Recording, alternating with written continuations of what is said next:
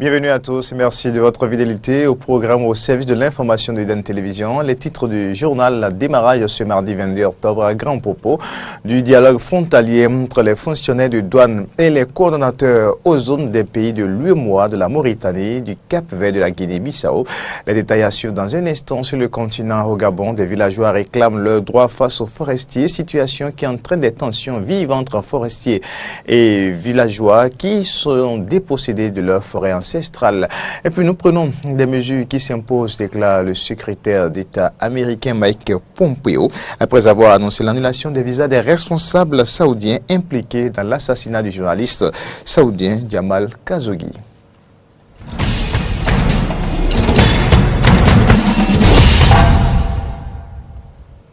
Et dans l'info, bienvenue à toutes et à tous. Le dialogue frontalier entre les fonctionnaires de douane et les coordonnateurs aux zones des pays de l'UEMOA, de la Mauritanie, du Cap-Vert, de la Guinée-Bissau, a démarré ce mardi 22 octobre à Grand Popo. L'objectif de cette rencontre est de trouver ensemble les stratégies devant amener les pays de cet espace géographique à freiner au niveau des frontières la circulation des fluides frigorigènes de mauvaise qualité. Reportage.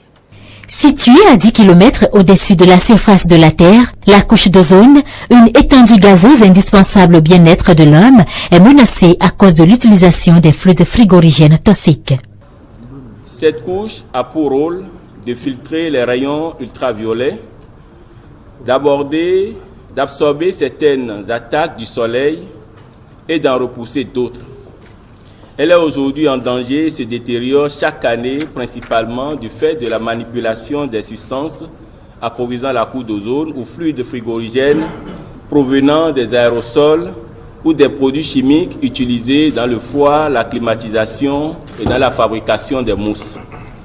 Face à ce danger, le ministère du cadre de vie et les responsables de l'ONU Environnement ont réuni les douaniers et coordonnateurs aux zones des pays de l'UEMOA auxquels se sont ajoutés la Mauritanie, le Cap-Vert et la Guinée pour convenir des mesures à prendre afin de freiner la circulation des fluides frigorigènes de mauvaise qualité via les frontières. La lutte pour la préservation de la couche d'ozone prenant aujourd'hui l'allure d'un défi dans lequel la douane béninoise s'est engagée, il urge qu'elle redouble de vigilance en procédant à des contrôles rigoureux au niveau des frontières. Ainsi, aussi, les agents des douanes doivent-ils se tenir concernés à l'utilisation judicieuse des kick-toll, outils de référence rapide pour apprécier la qualité des fluides frigorigènes. L'élimination des hydrochlorofluorocarbones et le respect des pays vis-à-vis du protocole de Montréal relatif aux substances appauvrissant la couche d'ozone sont aujourd'hui essentiels, raison principale de cet atelier. Je considère que cet atelier doit favoriser un dialogue stratégique qui assure le renforcement de la capacité des agents des douanes présents aux postes frontaliers et à l'École nationale des douanes pour le contrôle des mouvements des SAO et la contrebande. De même que la formation des fonctionnaires des douanes sur la manipulation des identificateurs de fluides frigorigènes pour garantir une élimination croissante des hydrochlorofluorocarbones dans le respect de nos engagements au protocole de Montréal. Il faut rappeler que le Bénin abrite désormais le centre d'excellence de la sous-région en matière de formation dans le domaine du froid et de la climatisation. Renforcer la capacité des agents de douane présents au poste frontalier et leur assurer une formation sur la manipulation des identificateurs des fluides frigorigènes sont entre autres les résultats attendus de ce conclave de 3 jours qui se déroule à Grand Popo.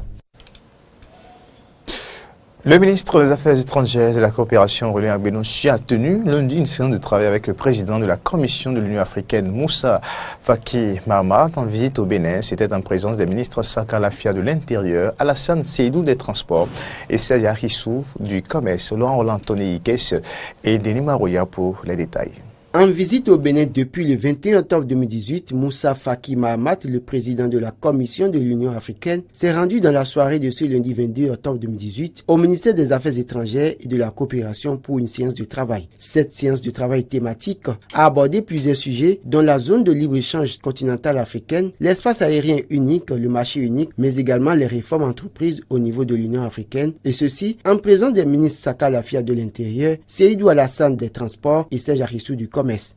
Le Bénin est un pays qui croit en l'Union africaine, ce qui explique que à tous les sommets, nous sommes présents, notre chaise n'est pas vide, et que nous restons actifs et mobilisés pour faire en sorte que l'organisation continentale atteigne ses objectifs, nous permet d'avoir cette Afrique que nous voulons. Moussa Faki Mahamat est très heureux de revenir au Bénin, un pays qu'il a connu dans sa jeunesse. Pour lui, le Bénin a mis en œuvre le protocole de libre-échange depuis plus de 3 décennies en raison de son hospitalité. Il a également parlé des chantiers lancés par l'Union africaine, notamment celui de l'approfondissement de l'intégration. En mars 2018, à l'occasion du sommet extraordinaire de l'Union africaine à Kigali, les chefs d'État ont procédé à la signature de l'accord sur la libre-échange transcontinental avec 49 signatures et 7 ratifications à ce jour. La libre circulation des personnes, des biens, d'établissements, avec à la carte un passeport africain, également est une volonté des peuples africains. Nous sommes un continent d'à peu près 30 millions de kilomètres carrés et qui a besoin d'être décloisonné. C'est un marché d'1,2 milliard de personnes. Je crois que la première des choses à faire, c'est ouvrir ce marché pour permettre aux Africains d'aller et de venir, de s'établir, de commercer. S'agissant du marché unique en matière de transport aérien et du transport en général en Afrique, il a expliqué les actions entreprises par l'Union africaine pour l'atteinte des objectifs de l'agenda 2063. Pour ce qui concerne les réformes à l'Union africaine, Moussa Faki Mahamat a précisé qu'un sommet extraordinaire aura lieu les 17 et 18 novembre prochains à Addis Abeba pour faire le point. La question de paix et de sécurité n'a pas été occultée. Nous travaillons sur le dossier libyen, en même temps sur la question du Sahel au bassin du lac Tchad. La menace s'est approfondie. Et c'est la raison pour laquelle nous insistons pour que l'Afrique réellement prenne en charge sa sécurité. Nous avons mis en place un fonds de la paix qui pour la première fois a recueilli une cinquantaine de millions de dollars. C'est un premier pas. Nous travaillons avec les Nations Unies, notamment le Conseil de sécurité, dont c'est la responsabilité, le maintien de la paix et de la sécurité. Mes chers amis, l'histoire nous démontre et l'évolution du monde nous démontre qu'il faut d'abord compter sur soi. C'est pour cela que nous avons soutenu, nous continuons à soutenir la force mixte dans le bassin du lac Tchad, ainsi que le G5 Sahel, dont la force est en gestation et qui doit être soutenue. Le président de la Commission de l'Union africaine, pour finir, a précisé qu'il est venu consulter le président de la République du Bénin, lui faire le point et recueillir son conseil dans la perspective du sommet extraordinaire du novembre prochain à Addis Abeba. Atelier de réflexion sur l'actualisation du plan national d'intervention d'urgence en cas de pollution marine accidentelle par les hydrocarbures. Une rencontre qui se déroule depuis le lundi 22 octobre et qui prend fin le 25 octobre à l'Infosec de Cotonou. Carole Olaye, Frisch, Séoulan reviennent ici sur les travaux de lancement. Organisé par l'OIM, Organisation maritime internationale à travers le projet JIWACAF et le ministère du Transport, cet atelier a pour objectif l'actualisation du plan national d'intervention d'urgence en cas de pollution maritime accidentelle par les hydrocarbures. Dans le contexte du développement du transport des produits pétroliers et d'activités d'exploration pétrolifère dans les eaux maritimes béninoises, la protection du milieu marin est devenue une préoccupation majeure.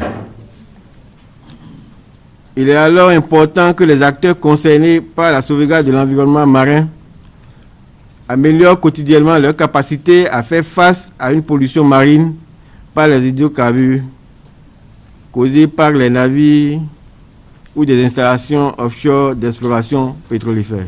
Un exercice capital selon le représentant du projet JIWACAF qui a souligné l'importance d'une mise à jour du dit document et le maintien de la veille permanente sur les 46 000 km² des côtes béninoises.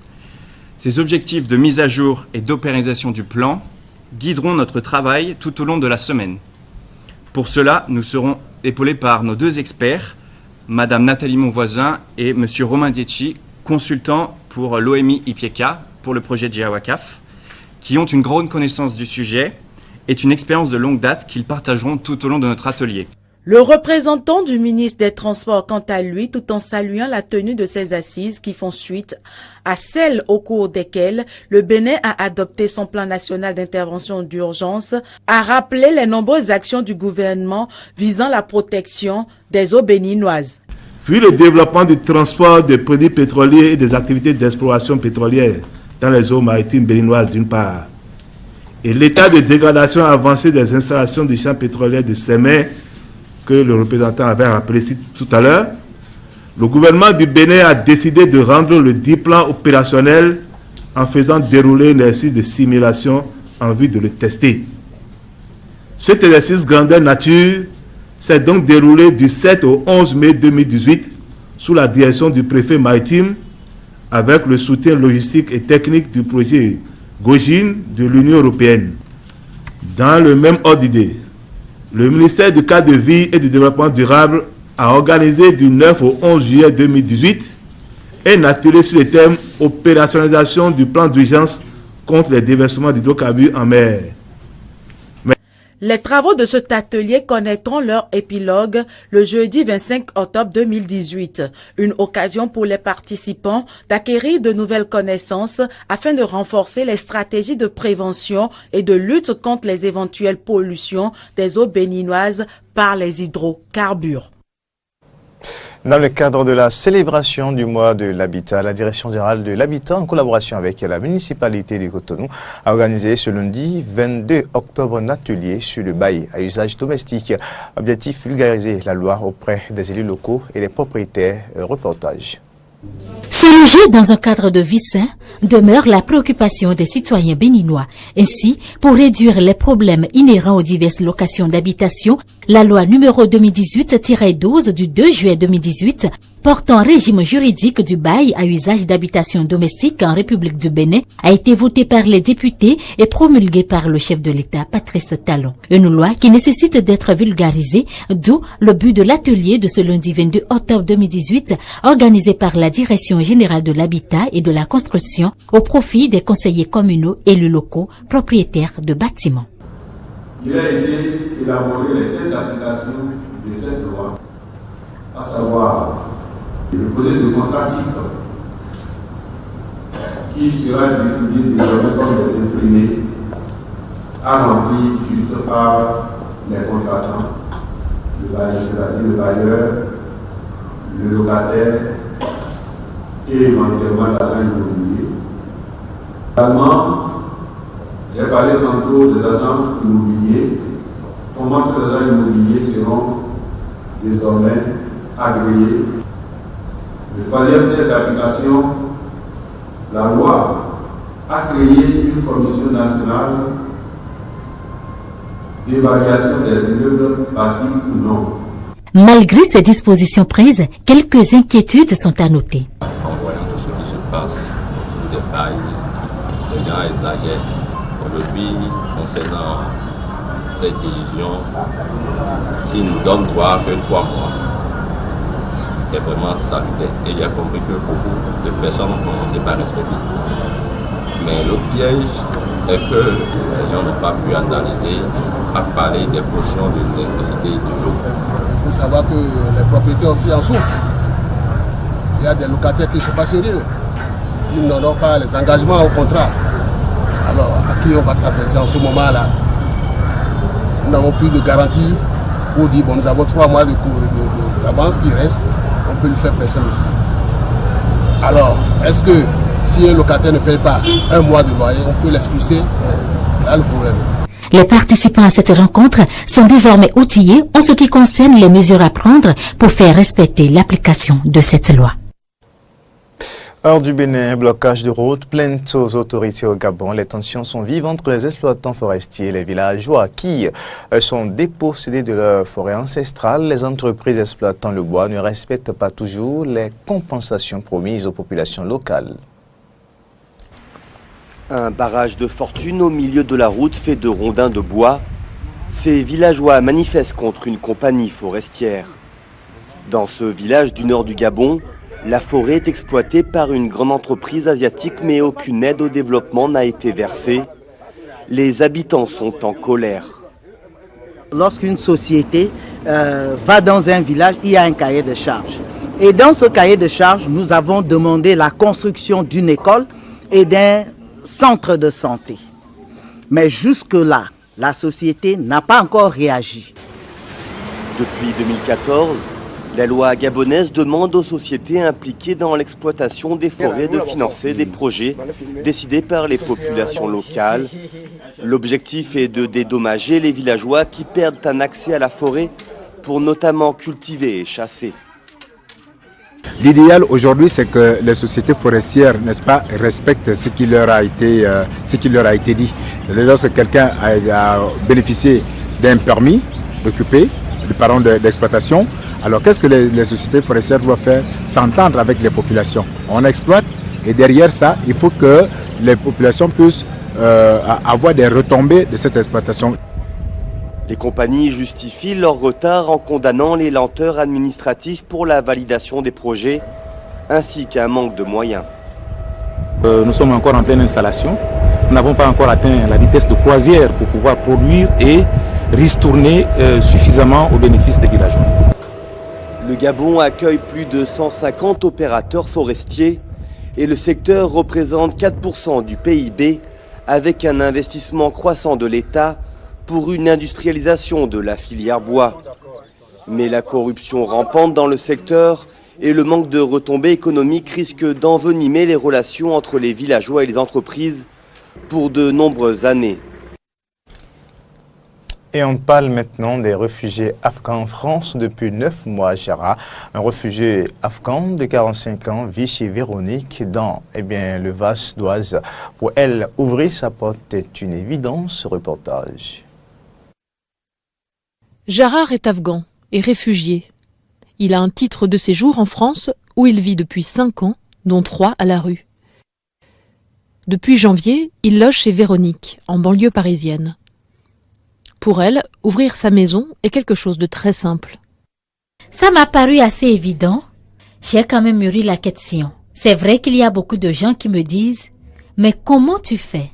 Ce n'est pas évident et puis il a la clé de la maison. Il est là quand tu n'es pas là. Pour moi, alors ça, par contre, si j'accueille, j'accueille.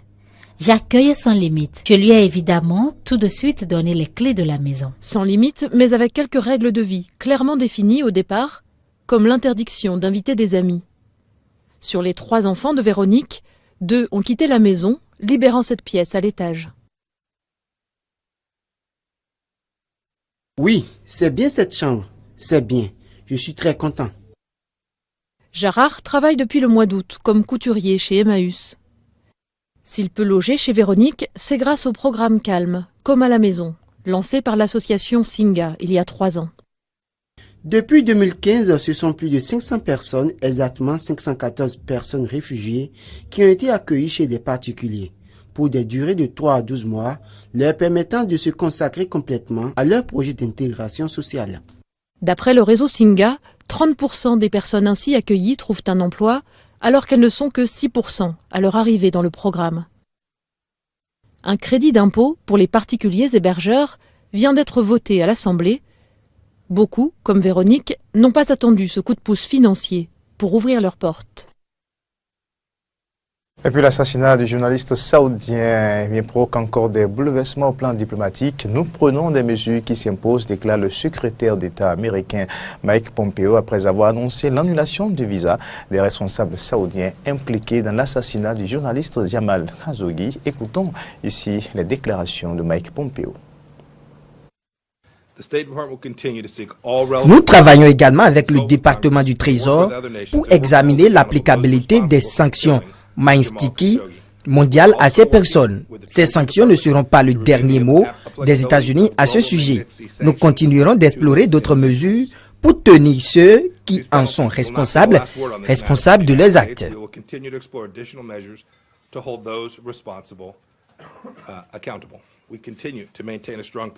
Nous continuons de maintenir un partenariat solide avec le Royaume d'Arabie Saoudite. Ni le président ni moi ne sommes satisfaits de cette situation. Nos intérêts stratégiques communs avec l'Arabie Saoudite demeurent. Nous continuons d'examiner dans la mesure du possible le double impératif de protéger l'Amérique et de demander des comptes aux responsables de l'assassinat de M. Khashoggi. Nous continuerons à faire nos propres efforts, notre propre recherche de faits pour nous assurer que les décisions prises par les États-Unis sont fondées sur des faits réels et des données réelles que nous pouvons confirmer nous-mêmes. Nous prendrons certainement des informations provenant d'autres sources, les services de renseignement turcs, les Saoudiens. Nous évaluerons ces informations, nous les validerons et formerons notre propre jugement sur les faits.